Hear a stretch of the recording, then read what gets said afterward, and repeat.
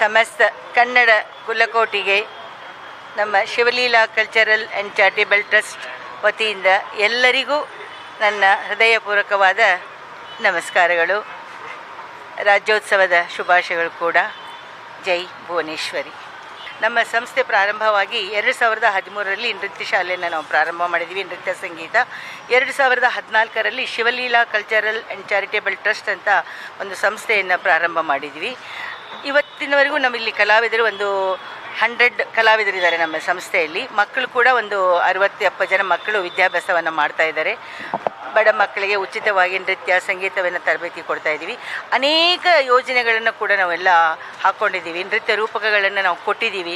ಅದು ಒಂದು ಹಿಸ್ಟಾರಿಕಲ್ ಆಗಿರ್ಬೋದು, ಜೈ ಜಗನ್ಮಾತೆ, ಆಮೇಲೆ ಜಾನಪದ ಕೂಡ ನಾವು ಬಹಳ ಮಹತ್ವವನ್ನು ಕೊಟ್ಟು ಜಾನಪದ ಶೈಲಿನಲ್ಲಿ ಒಳ್ಳೊಳ್ಳೆಯ ವಿದ್ವಾಂಸರ ಸಂಗೀತ ನಿರ್ದೇಶಕರಿಂದ ನಾವು ಸಂಗೀತ ನಿರ್ದೇಶನವನ್ನು ನಾವು ತೆಗೆದುಕೊಂಡು ಅದು ಪುಣ್ಯಕೋಟಿಯನ್ನು ಜಾನಪದ ಶೈಲಿನಲ್ಲಿ ಮಾಡಿದ್ದೀವಿ. ನೃತ್ಯ ಭಾರತ್ ಮಾಡಿದ್ದೀವಿ, ಶ್ರೀರಾಮಚರಣಂ ಮಾಡಿದ್ದೀವಿ, ಪ್ರಕೃತಿ ಅಂತ ಪಂಚಭೂತಗಳನ್ನು ಆಧರಿಸಿ ಅದು ನೃತ್ಯ ರೂಪಕವನ್ನು ಮಾಡಿದ್ದೀವಿ. ಅನೇಕ ನೃತ್ಯ ರೂಪಗಳು ನಾವು ಅಭಿಮಾನಿಗಳಿಗೆ ಕೊಡ್ತಾ, ಅಂದರೆ ನಮ್ಮ ಸಂಸ್ಕೃತಿ ಉಳಿಬೇಕು, ನಮ್ಮ ನಾಡು ಬೆಳಿಬೇಕು, ನಮ್ಮ ಕಲೆಗೆ ಯಾವ ರೀತಿಯಿಂದ ಧಕ್ಕೆ ಆಗಬಾರ್ದು ಅನ್ನೋ ಒಂದು ದೃಷ್ಟಿಯಿಂದ ಈ ಸಂಸ್ಥೆಯನ್ನು ಪ್ರಾರಂಭ ಮಾಡಿ ಪ್ರಯತ್ನ ಅಂತೂ ನಮ್ಮ ಪ್ರಯತ್ನ ಸಂಸ್ಥೆಯಿಂದ ಪ್ರಯತ್ನ ನಾವಾಗಲಿ, ನಮ್ಮ ಕಾರ್ಯದರ್ಶಿ ಶ್ರೀಮತಿ ಪರಿಮಳ ಸುಬೋಧ್ ಅವರಾಗಲಿ, ನಮ್ಮ ಕಲಾವಿದರಾಗಲಿ ತುಂಬ ನಾವು ಪ್ರಯತ್ನವನ್ನು ಪಡ್ತಾ ಇದ್ದೀವಿ. ಈ ವರ್ಷ ಒಂದು ಹೊಸದು ಸಿರಿಗನ್ನಡಂ ಗೆಲ್ಗೆ ನನ್ನ ಬಹಳ ದಿನದ ಕನಸು. ನಾನು ಬೆಳಗಾಂ ಜಿಲ್ಲೆಯವಳು. ನಮ್ಮ ಲಕ್ಷ್ಮೀ ಹೆಬ್ಬಾಳ್ಕರ್ ಯಾವಾಗಲೂ ಹೆಮ್ಮೆ ಪಡ್ತಾನೆ ನಮ್ಮ ಜಿಲ್ಲೆಯವಳು ಅಂತ. ನಮ್ಮದು ಮುಳುಗಡೆ ಪ್ರದೇಶ, ಹಳ್ಳಿ ಎಲ್ಲ ಹಿಡ್ಕಲ್ ಡ್ಯಾಮ್ ಪ್ರಾಜೆಕ್ಟಲ್ಲಿ ಹೋಯಿತು. ಬೆಳಗಾಮಿಂದ ನಾವು ಬೆಂಗಳೂರಿಗೆ ಬಂದು ಈ ಕಲಾವೃತ್ತಿಯನ್ನು ಪ್ರಾರಂಭಿಸಿ ಪ್ರಭಾತ್ ಕಲಾವಿದರ ಸಂಸ್ಥೆಯಲ್ಲಿ ನಿರಂತರವಾಗಿ ನಾನು 35 ವರ್ಷವನ್ನು ಕಲಾ ಸೇವೆಯನ್ನು ಮಾಡಿದ್ದೀನಿ.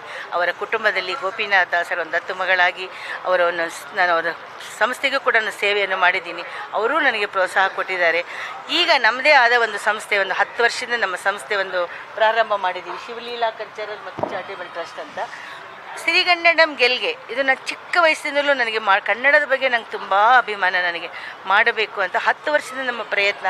ಸಿ ವಿ ಶಿವಶಂಕರ್ ಗೊತ್ತಿರಬೇಕು ನಿಮಗೆ. ಸಿ ವಿ ಶಿವಶಂಕರ್ ದಿವಂಗತ ಸಿ ವಿ ಶಿವಶಂಕರ್ ಅವ್ರ ಹತ್ರ ನಾನು ಇವಳು ಹೋಗಿ ಹೇಳಿದಾಗ ನಮಗೆ ಅಪ್ಪಾಜಿ ನಮ್ಗೆ ಈ ಥರ ನಮ್ಮ ತಂದೆಯ ಸ್ನೇಹಿತರವರು ಈ ಥರ ನಾವು ಮಾಡಬೇಕು ಅಂತ ಇದ್ದೀವಿ, ಕನ್ನಡದ ಬಗ್ಗೆ ಇತಿಹಾಸದ ಬಗ್ಗೆ ತುಂಬ ಖುಷಿಪಟ್ಟರು. ಅವ್ರಿಗೆ ಮೊದಲೇ ಕನ್ನಡದ ಅಭಿಮಾನಿ ಬಿಡಲೇ ಇಲ್ಲ. ನಮ್ಮಿಬ್ಬರನ್ನ ಕೂಡಿಸ್ಬಿಟ್ಟು ಏನು ಬೇಕು ನಿಮಗೆ, ಇಲ್ಲ ಪೂರ್ತಿ ಸಾಹಿತ್ಯ ಬೇಕು ನಮಗೆ, ಎಷ್ಟೋ ನಾವು ತಿಳ್ಕೊಂಡಿದ್ದೀವಿ, ಎಷ್ಟೋ ನಾವು ಇನ್ನೂ ತಿಳ್ಕೊಬೇಕಾಗಿದೆ, ಅದನ್ನು ಜನಗಳಿಗೆ ಕೊಡಬೇಕು, ಮಕ್ಕಳಿಗೆ ಕೊಡಬೇಕು, ಅಭಿಮಾನಿಗಳಿಗೆ ಕೊಡಬೇಕು ಅಂತ ಹೇಳಿದಾಗ ಪಾಪ ಅವರು ಒಪ್ಪಿಕೊಂಡು ನಮಗೆ ಈ ಒಂದು ಸಿರಿಗನ್ನಡಂ ಗೆಲ್ಗೆ ಅನ್ನೋದು ಒಂದು ಸಾಹಿತ್ಯವನ್ನು ಬರೆದು ಕೊಟ್ಟರು.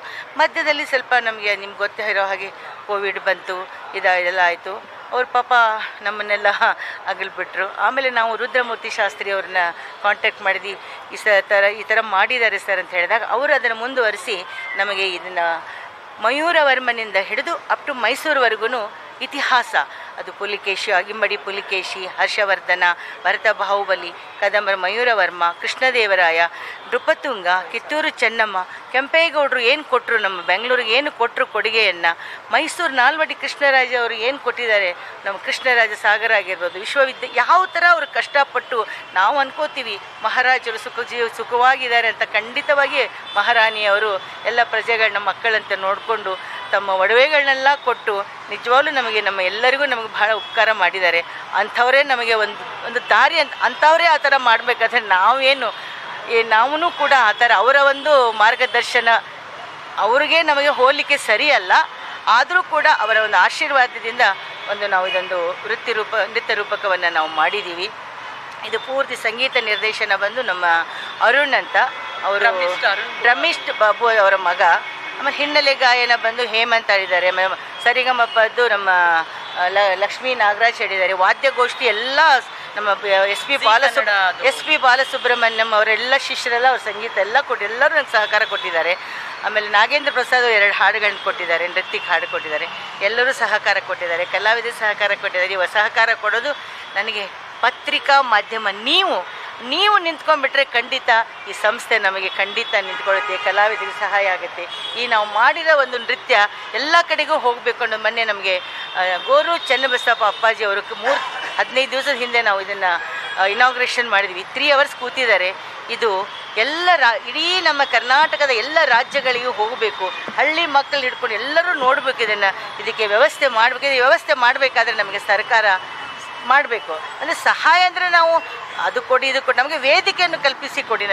ವೇದಿಕೆಯನ್ನು ನಮಗೆ ಕಲ್ಪಿಸಿ ಕೊಟ್ಟಾಗ ಅದೊಂದು ಎಲ್ಲರಿಗೂ ಪ್ರದರ್ಶನ ಮಾಡೋಕ್ಕೆ ಅನುಕೂಲ ಆಗುತ್ತೆ. ಎಲ್ಲ ಕಲೆ ಮತ್ತು ಸಂಸ್ಕೃತಿ, ನಮ್ಮ ನಾಡಿನ ಕಲೆ ಸಂಸ್ಕೃತಿ. ಶಿವಲೀಲಾ ಕಲ್ಚರಲ್ ಮತ್ತು ಚಾರಿಟಬಲ್ ಟ್ರಸ್ಟ್ನ ಕಾರ್ಯದರ್ಶಿಯಾಗಿದ್ದೀನಿ. ಕಳೆದ 10 ವರ್ಷ ಆಯಿತು ನಮ್ಮ ಸಂಸ್ಥೆ ಸ್ಥಾಪನೆಯಾಗಿ.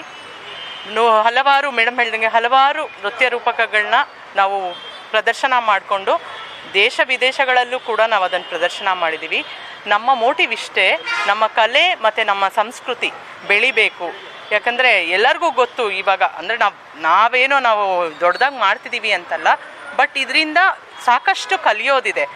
ಇದೊಂದು ನಮಗೆ ಒಂದು ದಾರಿದೀಪವಾಗಿ ಒಂದು ಸಿರಿಗನ್ನಡಂ ಗೆಲ್ಗೆ ಅಂದ್ಬಿಟ್ಟು ಒಂದು ನೃತ್ಯ ರೂಪಕವನ್ನು ಮಾಡಿದ್ದೀವಿ. ಇಲ್ಲಿ ನಮ್ಮ ಕರ್ನಾಟಕದ ಗತ ವೈಭವವನ್ನು ನಾವು ಒಂದು ತುಣುಕು, ಅಂದರೆ ತೀರಾ ಎಲ್ಲನೂ ನಾವು ತೋರಿಸ್ಲಿಕ್ಕೆ ಆಗೋದಿಲ್ಲ ನೃತ್ಯ ರೂಪಕ ಅಂದರೆ. ಹಾಗಾಗಿ ಒಂದೊಂದು ತುಣುಕನ್ನು ತಗೊಂಡು ಅದಕ್ಕೆ ನೃತ್ಯ ಹಾಗೆಯೇ ಸಂಯೋಜನೆಗಳನ್ನು ಮಾಡಿ ನಾಟಕ ನೃತ್ಯ ಎರಡನ್ನೂ ಕೂಡ ಈಕ್ವಲ್ ಆಗಿ ಬ್ಯಾಲೆನ್ಸ್ ಮಾಡಿರುವಂತಹ ಒಂದು ನೃತ್ಯ ರೂಪಕ.